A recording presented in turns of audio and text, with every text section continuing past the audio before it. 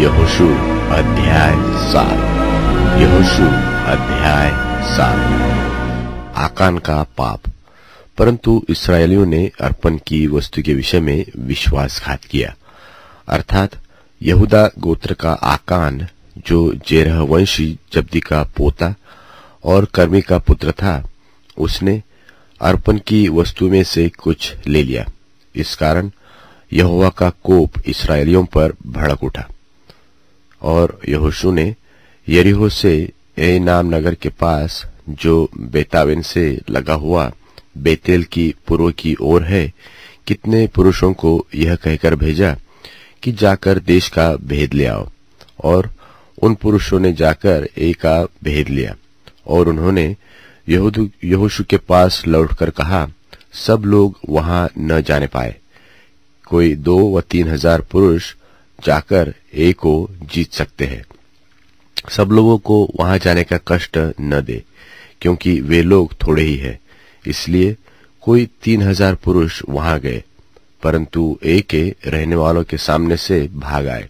तब ए के रहने वालों ने उनमें से कोई 36 पुरुष मार डाले और अपने फाटक से शबारिम तक उनका पीछा करके उतराई में उनको मारते गए।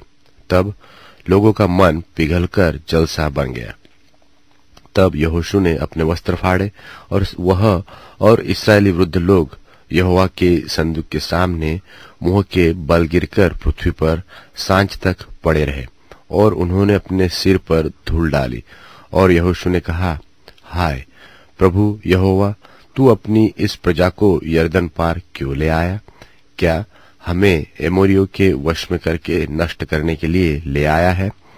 भला होता कि हम संतोष करके यरदन के उस पार रह जाते।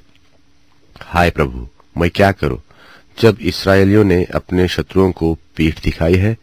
क्योंकि कनानी वरन इस देश के सब निवासी यह सुनकर हमको घेर लेंगे और हमारा नाम पृथ्वी पर से मिटा डालेंगे। फिर तू अपने बड़े नाम के लिए क्या करेगा? यहोवा ने यहोशू से कहा, उठ, खड़ा हो जा। तू क्यों इस भांति मुंह के बल पृथ्वी पर पड़ा है? इस्राएलियों ने पाप किया है और जो वाचा मैंने उनसे अपने साथ बांधी थी, उसको उन्होंने तोड़ दिया है।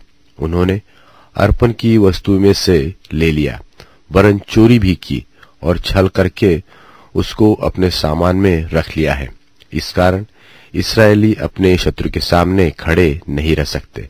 वे अपने शत्रुओं को पीठ दिखाते हैं, इसलिए कि वे आप अर्पण की वस्तु बन गए हैं। और यदि तुम अपने मध्य में से अर्पण की वस्तु को सत्यानाश न कर डालोगे, तो मैं आगे को तुम्हारे संग नहीं रहूंगा। उठ, प्रजा के लोगों को पवित्र कर। उनसे कह कि बिहान तक अपने अपने को पवित्र करो, क्योंकि इस्राएल का परमेश्वर यहोवा यह कहता है कि हे इस्राएल, तेरे मध्य में अर्पण की वस्तु है। इसलिए जब तक तू अर्पण की वस्तु को अपने मध्य में से दूर न करे, तब तक तू अपने शत्रुओं के सामने खड़ा न रह सकेगा। इसलिए बिहान को तू गोत्र गोत्र के अनुसार समीप खड़े किए जाओगे, और जिस गोत्र को यहोवा पकड़े वह एक एक कुल करके पास आए, और जिस कुल को यहोवा पकड़े वो घराना घराना करके पास आए। फिर जिस घराने को यहोवा पकड़े वह एक एक पुरुष करके पास आए। तब जो पुरुष अर्पण की वस्तु रखे हुए पकड़ा जाएगा, वह और जो कुछ उसका हो सब आग में डालकर जला दिया जाए, क्योंकि उसने यहोवा की वाचा को तोड़ा है और इस्राएल में अनुचित कर्म किया है। बिहान को यहोशू सवेरे उठकर इस्राएलियों को गोत्र गोत्र करके समीप ले आया और यहूदा का गोत्र पकड़ा गया। तब उसने यहूदा के परिवार को समीप किया और जेरह वंशियों का कुल पकड़ा गया। फिर जेरह वंशियों के घराने के एक एक पुरुष को समीप लाया गया और जब्दी पकड़ा गया। तब उसने उसके घराने के एक एक पुरुष को समीप खड़ा किया और यहूदा का गोत्र का आकान, जो जेरह वंशी का पोता और कर्मी का पुत्र था, पकड़ा गया। तब यहोशू आकान से कहने लगा, हे मेरे बेटे, इस्राएल के परमेश्वर यहोवा का आदर कर और उसके आगे अंगीकार कर और जो कुछ तूने किया है वह मुझे बता दे, मुझसे कुछ मत छिपा।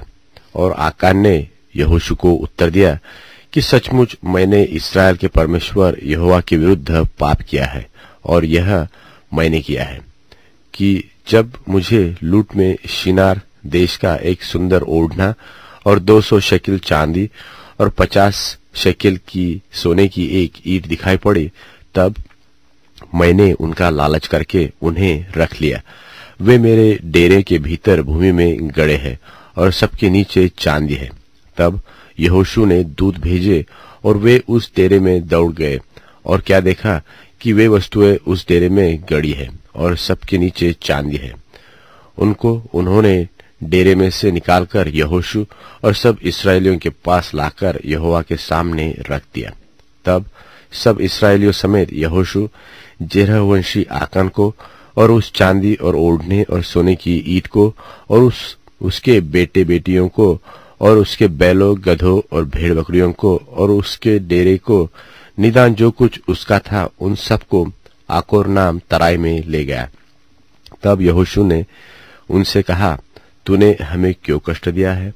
आज के दिन यहोवा तुम्ही को कष्ट देगा। तब सब इस्राएलियों ने उसको पत्थरवाह किया और उनको आग में डालकर जलाया और उनके ऊपर पत्थर डाल दिए, और उन्होंने उसके ऊपर पत्थरों का बड़ा ढेर लगा दिया, और जो आज तक बना है। तब यहोवा का भड़का हुआ कोप शांत हो गया। इस कारण उस स्थान का नाम आज तक अकोर तराई पड़ा है। आज